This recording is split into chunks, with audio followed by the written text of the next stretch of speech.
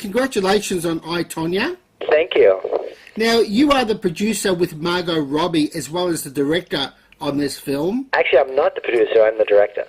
You are the director, but you are also credited as a producer. Executive producer. Executive producer. What is the difference between a producer and an executive producer? Sort this one out for the ages. Well, actually, producing is the bar. It's like you want to. The producers are the ones that, you know. It's funny. It's like we just had the Producers Guild, and it's a very It's a very producing can be just financing it. It could be like being a line producer and like in the trenches on the day. It can be the creative organization of it. There's lots of different ways that you produce. Let's get on to more interesting things, such as your intention with the film. It strikes me that this is a film that wants to tell the story as straight as it can, because there are a lot of different versions of what happened. The film seems to acknowledge that, but it wants to basically try and lay something down for the record. Well, it does, but I think what I loved about Stephen Rogers' script is that you get multiple versions of the story, and conflicting versions of the story. And the audience gets to participate in that and then make their own choice. It's almost like watching a documentary where you see different people being interviewed and you have to decide what you believe and who's telling the truth and form your own opinion, and which is such an unusual way to do a film that I love that opportunity to have it be a participatory experience. And to what extent did Nancy Kerrigan and Tonya Harding participate in the research for this film? I understand that you did some interviews with them. Well, Nancy, it's really not Nancy's story. It's funny. It's because, you know, that was obviously the whole media angle back then. It was the Nancy versus Tonya epic, you know, villain versus the princess moment. But what this is Tonya's story. And Nancy actually doesn't really have a line in the film. And it was inspired by a documentary that Stephen Rogers saw about Tonya Harding on 30 for 30 in the United States. Seeing that on spec, he decided to track down Tonya Harding, and he flew up there and he interviewed her for 2 days. Got this amazing story from her. And then he thought, all right, I need to hear what Jeff Gillouly's version is. Tracked down Jeff Gillooly, and they haven't spoken in 25 years. And Jeff really hasn't done a lot of interviews, but he managed to get an interview with Jeff. And they were so wildly contradictory in their versions that was his end to how to write the script. But they didn't have any approval on the finished script or the finished story, did they? No, not at all. You know, Tonya asked, and way back then when she first met the writer, and when he was, you know, he had to acquire her life rights, and she said, "Will I get any approval?" And he said, "No, you can't. It's just not the way a film, you know, to us to be able to, you know, tell the version of the story we want, and the director have his vision, and Margot bring what she wants to bring to it. We can't have, you know, we need autonomy." But she signed the release anyway. Yeah, which you typically do with life rights. It's like it's hard to, you know, have any kind of editorial approval. It's actually my third movie in a row I've done with true stories. The other two being The Finest Hours. The Finest Hours and $1 Million Arm.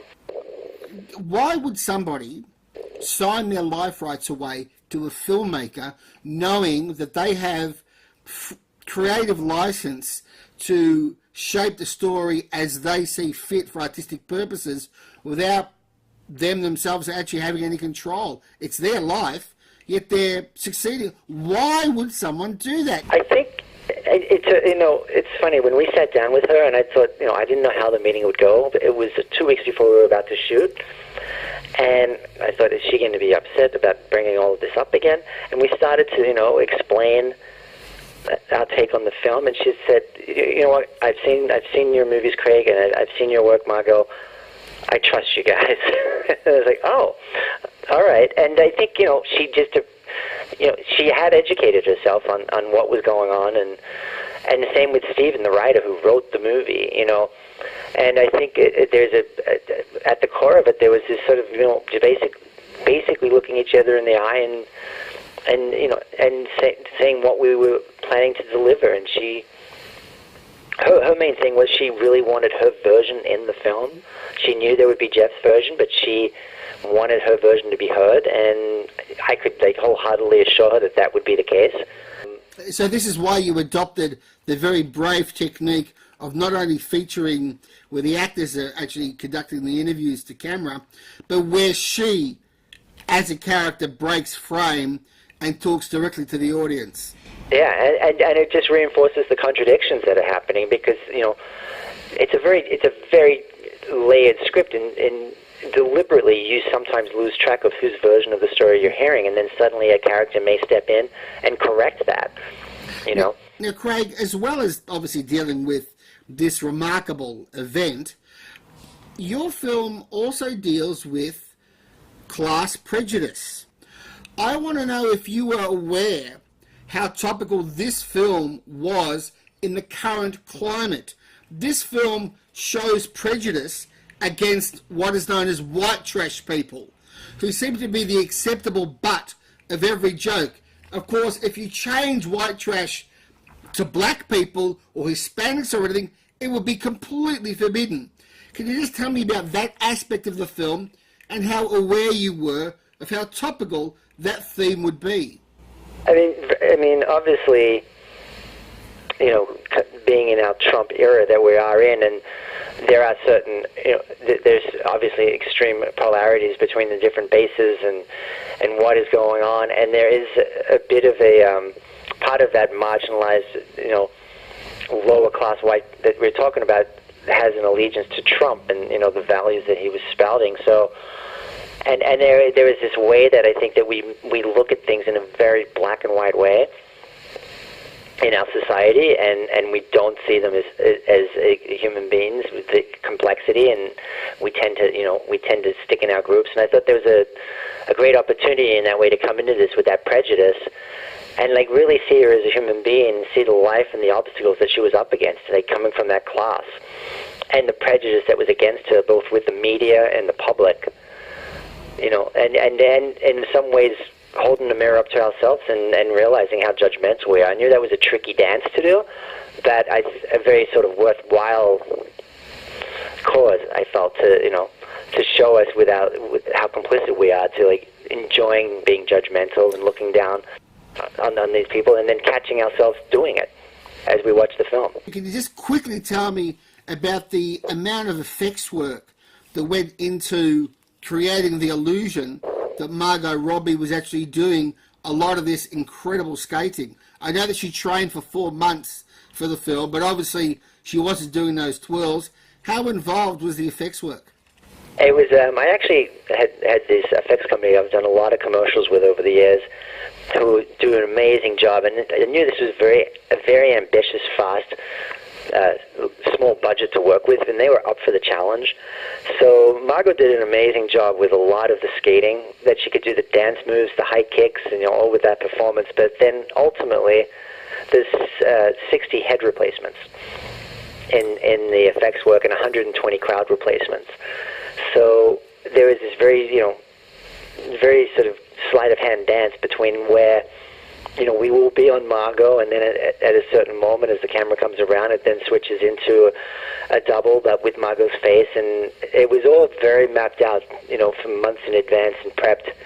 And they had all the motion control cameras around the rink, and they did a 3D mold of Margot's head that we could then put on these bodies. So it was quite a well-prepared, intricate dance that happened.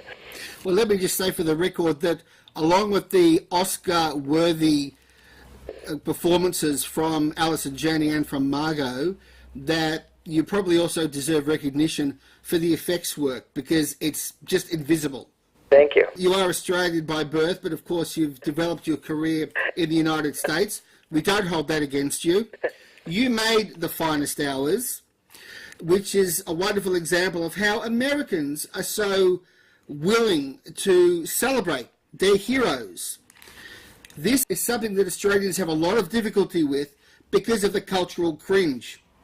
Right. The idea of Australians celebrating heroes in that way is very, very unusual. What do you think needs to change in Australian culture or in Australians' image of themselves to make Australian versions of the finest hours possible here? I don't know. It's an interesting Achilles heel in a way. It's like, I guess, it's also like called the tall poppy syndrome.